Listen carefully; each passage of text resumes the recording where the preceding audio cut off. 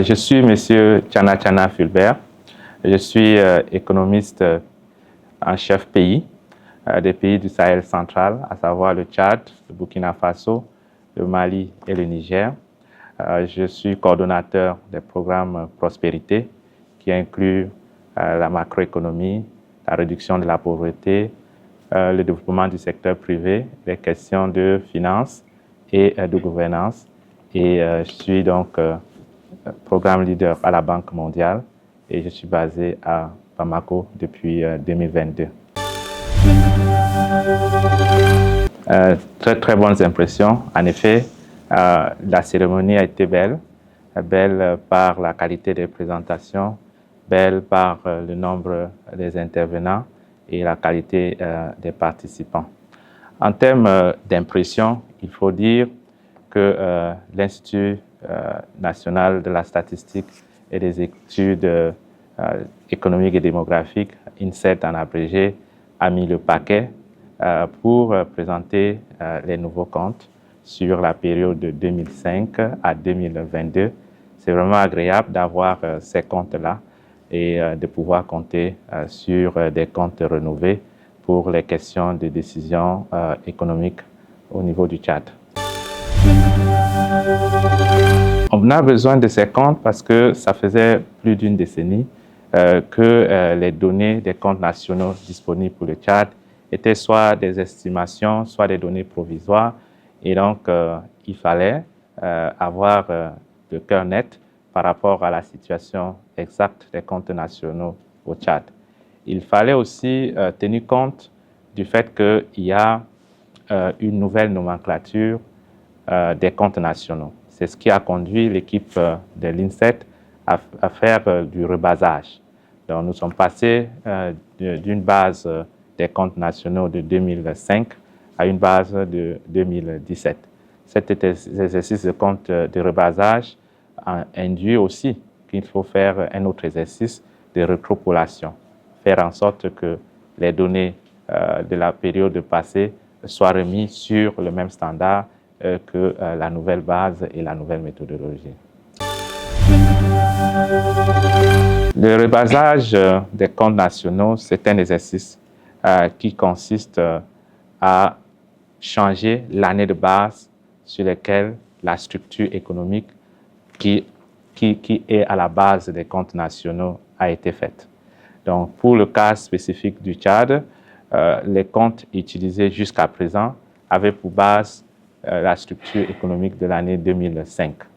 Donc, nous sommes passés maintenant à une structure économique de l'année 2017. Dans cet exercice de rebasage, comme je le disais tantôt, nous avons aussi changé, l'INSET a aussi changé de méthodologie. On est passé du SCN 1993 au SN 2008. Et cet exercice de changement de méthodologie a amélioré au niveau de la meilleure prise en compte du secteur financier, la meilleure prise en compte des investissements dans ce qu'on peut appeler la recherche et le développement. Ça a aussi pris en compte une certaine affectation entre les différents types de revenus, ce qui fait qu'on a un compte plus affiné, plus en phase avec les réalités actuelles de l'économie tchadienne. Oui, comme tout exercice, on peut le parfaire.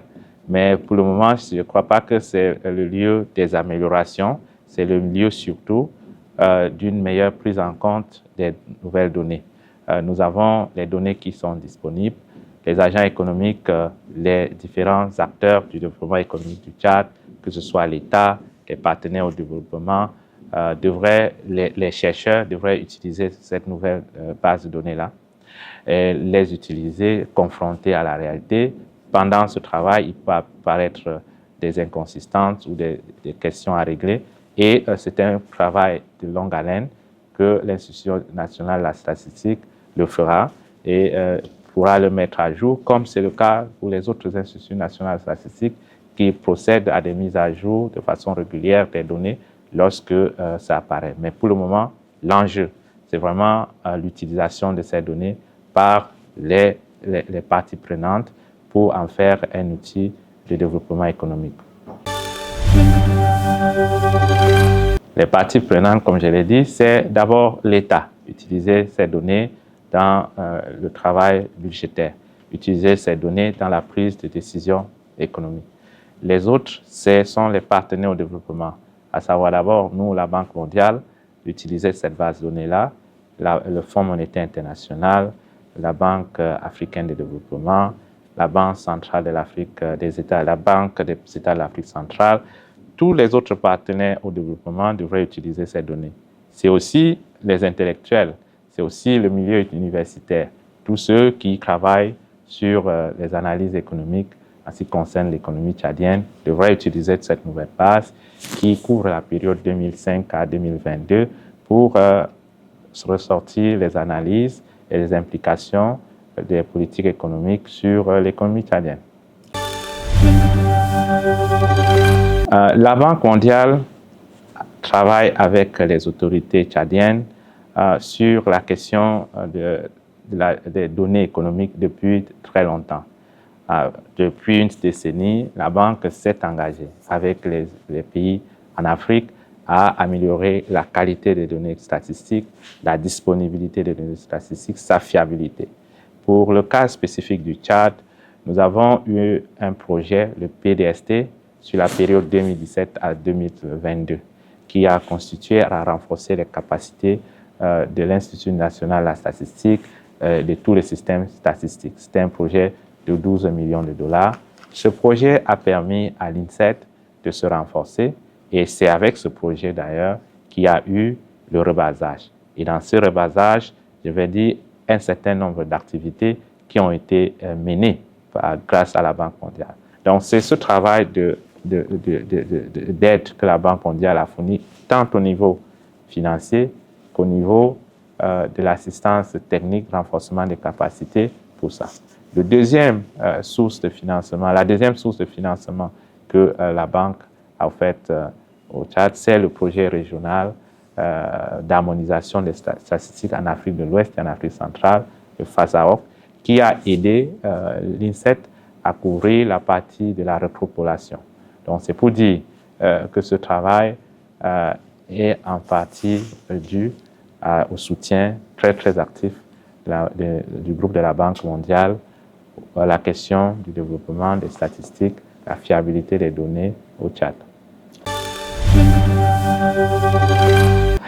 Les comptes nationaux, je pense que ceux qui sont dans le domaine économique vont comprendre que l'indicateur le plus important que tout le monde connaît, c'est le produit intérieur brut. Le produit intérieur brut qui est l'élément qui permet à chaque fois d'annoncer dans les médias que le taux de croissance a augmenté ou bien qu'il y a une décroissance économique, c'est le produit intérieur brut. Et ce produit intérieur brut peut être calculé de différentes manières. On a à la fois les ressources qui permettent d'avoir ce produit intérieur brut, à savoir les différents secteurs économiques, secteur primaire qui inclut l'agriculture, l'élevage, le secteur secondaire qui inclut des industries extractives, les industries de construction, les industries manufacturières, les BTP, ainsi de suite, et les services qui incluent le commerce, qui incluent l'éducation, la santé, l'hôtellerie, ainsi de suite. Donc c'est un peu ça qu'on appelle les comptes nationaux. Et si on regarde la partie dépenses des comptes nationaux, c'est à la fois les consommations, la consommation des ménages, la consommation des administrations publiques, les investissements, c'est-à-dire les investissements publics, les investissements privés, et puis les exportations et les importations. Voilà à peu près ce que nous appelons les comptes nationaux. C'est beaucoup plus complexe et détaillé que ça, et je pense que cette description pourrait suffire au public. La banque est engagée avec l'État tchadien depuis les décennies, comme je l'ai dit tantôt, au développement du secteur des statistiques au Tchad. Donc actuellement, avec le projet FASAO, nous sommes engagés à continuer déjà à améliorer les comptes nationaux, parce qu'actuellement, les comptes s'arrêtent en 2022. Donc il faudrait continuer à faire en sorte que nous soyons à jour, 2023, après, ainsi de suite. Ça, c'est pour les comptes nationaux. Nous travaillons avec le gouvernement, la partie tchadienne, sur les enquêtes. Nous avons le recensement général de la population dont nous allons soutenir le moment venu lorsque l'État sera prêt.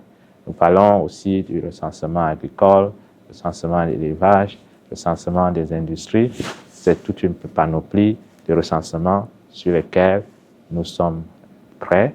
Nous avons le financement, nous avons les équipes, nous soutenons l'INSET dans ce sens-là. Il y a des enquêtes. L'enquête que nous connaissons tous, c'est l'enquête ménage. Et donc, nous sommes prêts à soutenir l'État pour la prochaine série des enquêtes ménage, les enquêtes santé, les enquêtes éducation. Nous sommes disponibles à soutenir l'État. Mais ce n'est pas tout, parce que soutenir dans les enquêtes la production des données, c'est bon, mais il faut renforcer le système statistique, déjà par le cadre réglementaire. Il y a une réflexion sur un nouveau cadre réglementaire que nous appuyons. Il y a toute la question de l'environnement de travail. Et donc, nous appuyons la construction d'un bureau pour l'Institut de la statistique. Et ce n'est pas tout. Nous continuons aussi à renforcer les capacités parce que les bâtiments, ça ne suffit pas. Il faut de la ressource humaine. Donc, nous sommes engagés avec l'État tchadien à former un certain nombre de jeunes statisticiens et démographes à prendre le relais de ceux qui sont là. Donc, actuellement, nous fournissons des bourses. Nous aidons l'INSET à fournir des bourses aux étudiants tchadiens qui sont impliqués dans les écoles, qui sont reçus dans les écoles statistiques au Cameroun, en Côte d'Ivoire, au Sénégal et au-delà. Et enfin, nous allons soutenir l'Institut national de statistique et le gouvernement en général pour créer une école statistique ici au Tchad afin que la ressource humaine soit disponible pour le renforcement de la production des données pour le gouvernement et pour l'économie, le secteur privé en général. Effectivement, c'est la partie la plus intéressante de ce que nous avons vu au cours de la cérémonie de présentation. L'Institut national de la statistique, ses cadres, son directeur général, ont présenté vraiment la quintessence de ce travail. Il s'agit que maintenant, le PIB du Tchad de l'année 2017 a été évalué à plus de 25,4% de ce qui était connu avant. Et donc, c'est un résultat majeur qui va entraîner un certain nombre de développements. On a aussi constaté que quand on regarde sur la période de 2005 à 2017, le PIB augmente d'environ 28%. C'est un résultat intéressant et majeur. Le deuxième résultat de la présentation, c'était que la structure économique du Tchad est tout à fait différente de ce à quoi nous avons eu à travailler avec. Initialement, avant cet exercice, le secteur tertiaire, c'est-à-dire les services, était le secteur dominant, avec 37% des parts du PIB. Avec la nouvelle base, nous avons une inversion.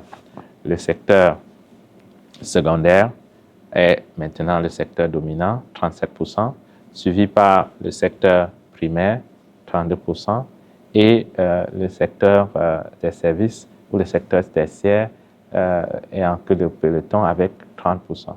Ces changements, je l'ai indiqué lors de la précédente question, sont dus à des changements méthodologiques, mais surtout à des faits que nous avons eu, l'INSET a eu des données beaucoup plus raffinées au niveau du recensement de l'élevage qui a doublé sa part, l'élevage ayant doublé sa part dans la structure économique, ça a amené à une augmentation de la part du secteur primaire et aussi au niveau du secteur secondaire où les industries extractives ont été revalorisées et où le secteur de la construction a été revalorisé.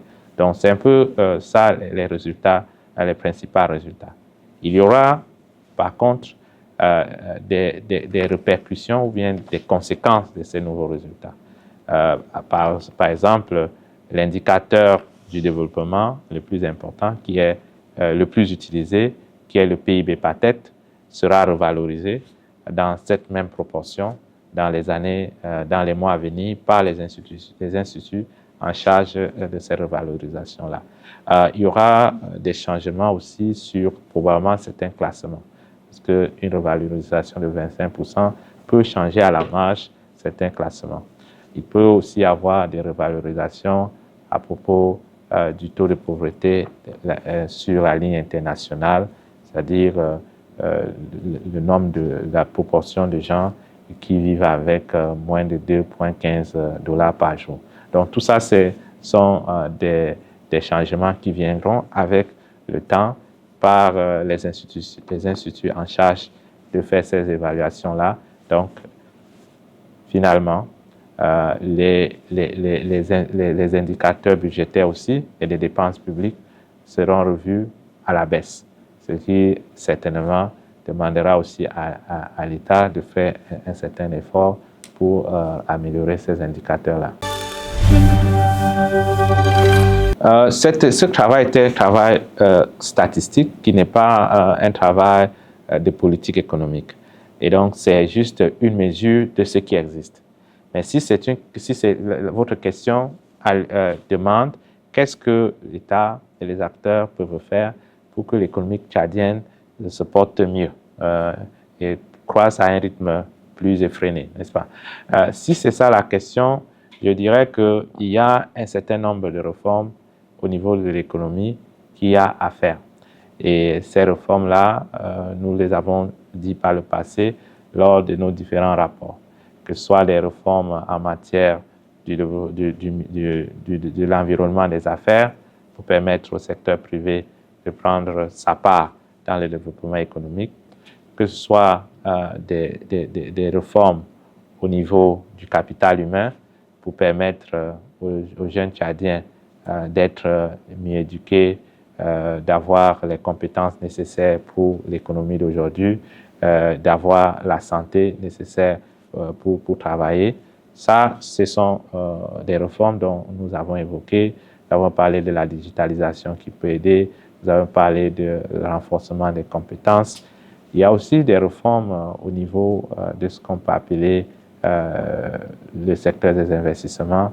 Comment est-ce qu'on peut avoir des investissements publics plus efficaces, plus efficients en matière de planification des investissements publics, en matière des marchés des investissements publics. Il y a une panoplie de mesures qui existent et l'État devrait s'en saisir, surtout à l'aune d'un mandat nouveau où sortons d'une période de transition où le champ est ouvert pour des réformes ambitieuses et permettre à l'économie de redécoller.